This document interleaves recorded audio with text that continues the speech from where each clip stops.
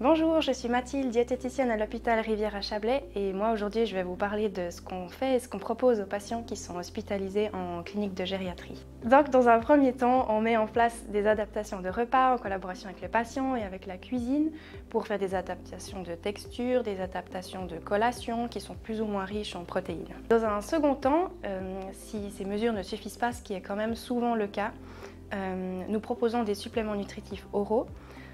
Chaque SNO a son indication et est considéré comme un traitement, tout comme un autre médicament.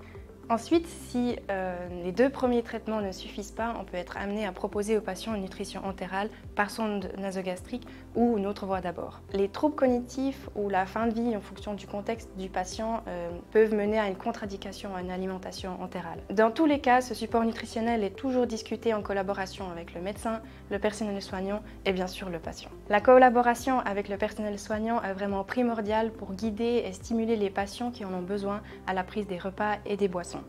Nous proposons également aux médecins une adaptation de supplémentation vitaminique et électrolytique quand cela est nécessaire. En fonction de l'évolution de l'état nutritionnel du patient et de la durée du séjour, une ou plusieurs consultations peuvent être nécessaires. Quand on envisage un retour à domicile ou un placement en IMS, un suivi nutritionnel ou le maintien d'une supplémentation peuvent être nécessaires. Nous transmettons aux diététiciens des soins à domicile et ou au home care un rapport nutritionnel avec les éléments nécessaires pour la reprise de suivi, les documents pour l'assurance et une prescription diététique. En fonction de l'état cognitif du patient, des conseils de sortie peuvent être donnés au patient ou à son entourage.